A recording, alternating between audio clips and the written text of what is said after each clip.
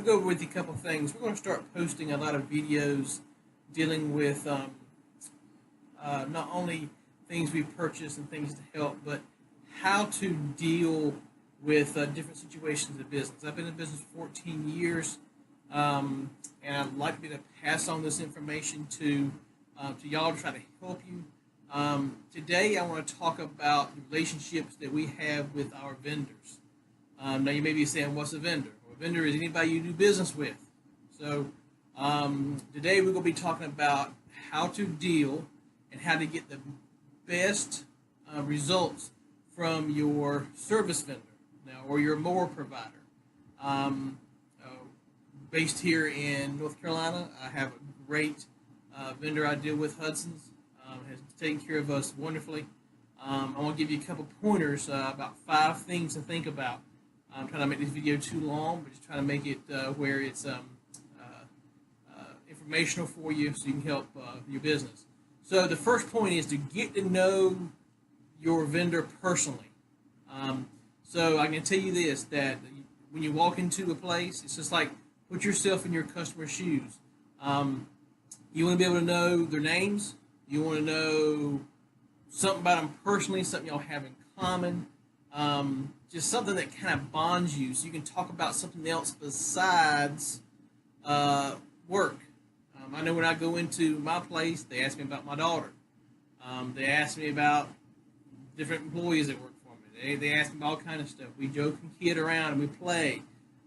It's more than just what they can do for me, but it's what I can do for them. So, so get to know them personally. Take an interest in their life, because you got to understand, there's 20 other people just like you that go in there, and if you treat them like they're there to serve you, they're going to treat you like everybody else. So you have to treat them with respect that they deserve. All right. The second thing is, do not rush these people. I'm going to tell you from my experience, I've seen it happen. People come in there with an attitude. They come in there thinking that you're there, that they are there just to serve you, and nobody else matters but you, and that they should drop everything they're doing just because you come in. You may feel that way, but that's not reality. And so do not rush these people. What I always try to do, thank you for what you do.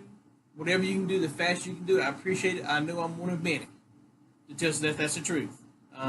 So you got to understand that they need you just like you need them. So do not rush these people. Sometimes rushing makes them want to say, well, I'm just going to show this guy a lesson. So be thankful for what they do for you. Third thing is, thank them. When they do something for you, when they ring you up, whenever they do something for you, thank them. I appreciate your time. I appreciate you. You don't, like I said, I keep saying the same thing over and over again. Do not treat these people as if they're put on the earth to serve you. So thank them very much for what they do for you. I'm going to tell you that there'll be a time when you're in a situation where you need help. And if you've burnt that bridge, or you go in there with an attitude and that you need some help, they're less likely going to help you. So thank them for what they do and mean it genuinely. All right, the next to last thing is be humble. I made a mistake when I first started years and years ago, was to think that, I own this company, now you need to take care of me. That's the worst thing you can possibly do. Listen, you need these people.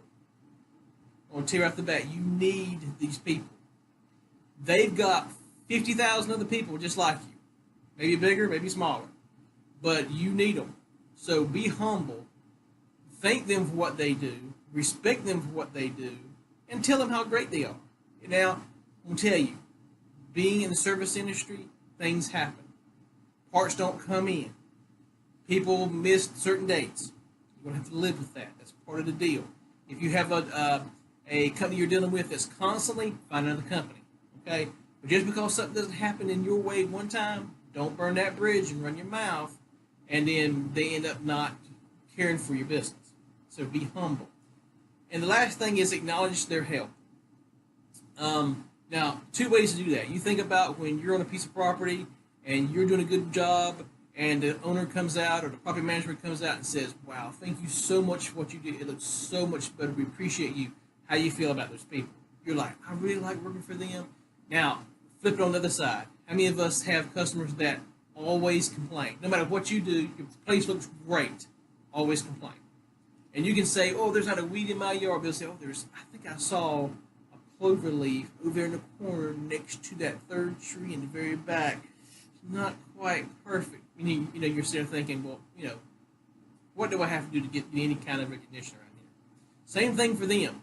So you need to acknowledge them for what they do and thank them. A pat on the back goes a long way. What I do is, it's Christmas time. Christmas is very, very important to us. We pass out gift cards. Sometimes I'll do it during the year just as a thank you. These people at Hudson's in Clayton has treated us so well for so many years. And I started out with the owner doing a favor a long, long time ago. So just realize that when you're out and you're buying chemicals, or you're buying mowers, or you're buying trimmers, or you're buying whatever, but a lot of us go to Lowe's, pick up a little something here and there. Treat these people the way you want to be treated. It's so important. You do that with your employees, you do it with your family, you do it with your vendors, because word of mouth is huge. And if they find out that you're just on it for yourself and that you think everybody's put on this earth to serve you, it's not good. So long-term relationship is huge, especially with your vendors. These people can make your life great, or they can make it miserable. So hope this helped. There's going to be some more videos coming in the future. How to deal with customers, how to deal with scheduling, how to deal with different things in as far as the landscaping business. So I hope this helps. A lot of things that we talk about, actually transfer not only from landscaping but just life in general. The same points talked about today is the same points you can talk about with friends and employees and husbands and wives and all this kind of stuff. So I hope this helps. Relationships are huge. Relationship with your customers are huge. So anyway, today we're focusing on relationships with your vendors. So go back and recap real quick. Get to know them personally. Make sure you take a valued interest in them. Don't rush them. They know what they got to do. Thank them for what they do. Be humble. You're not better than anybody else. And acknowledge their help. Those are 4 or 5 things that can really make your relationship good. So thank y'all for watching. Make sure you like. Make sure you subscribe so you can get more of this information. If you have a topic